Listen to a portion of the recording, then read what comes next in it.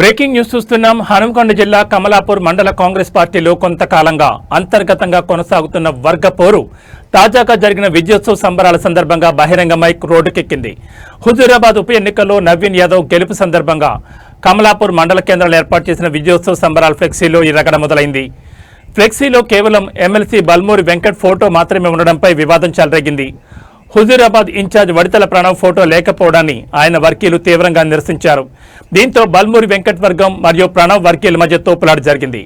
Kamalapur bus stand వద్ద ఇరు వర్గాల మధ్య తీవ్ర వాగ్వాదం జరిగి రచ్చకెక్కిన వర్గ పోరు బాహాబాహికి దారితీసింది.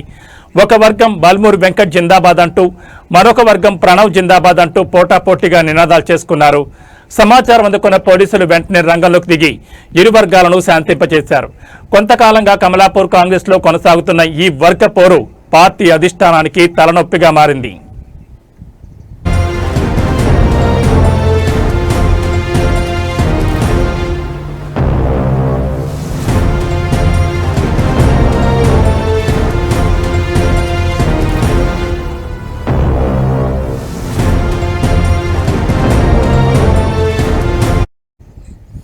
హనుమకొండ జిల్లా కమలాపూర్ మండల కాంగ్రెస్ పార్టీలో కొంతకాలంగా అంతర్గతంగా కొనసాగుతున్న వర్గ పోరు తాజాగా జరిగిన విజయోత్సవ సంబరాల సందర్భంగా బహిరంగమై రోడ్డుకెక్కింది.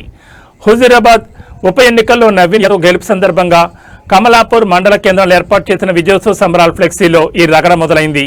ఫ్లెక్సీలో కేవలం ఎమ్మెల్సీ బల్మూరి వెంకట్ ఫోటో మాత్రమే ఉండడంపై వివాదం చెలరేగింది.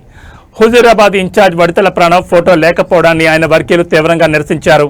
దీంతో బల్మూరి వెంకట్ వర్గం మరియు ప్రణవ్ వర్గీయుల మధ్య తోపులాట జరిగింది. కమలాపూర్ బస్టాండ్ వద్ద ఇరు వర్గాల మధ్య తీవ్ర వాగ్వాదం జరిగి రచ్చకెక్కిన వర్గపోరు బాహాబాహికి దారితీసింది. ఒక వర్గం బల్మూరి వెంకట్ జిందాబాద్ అంటూ, మరో వర్గం ప్రణవ్ జిందాబాద్ అంటూ పోటాపోటీగా నినాదాలు చేసుకున్నారు. సమాచారం అందుకున్న పోలీసులు వెంటనే రంగంలోకి దిగి ఇరు వర్గాలను శాంతింపచేశారు. కొంతకాలంగా కమలాపూర్ కాంగ్రెస్ లో కొనసాగుతున్న ఈ వర్గపోరు పార్టీ అధిష్టానానికి తలనొప్పిగా మారింది.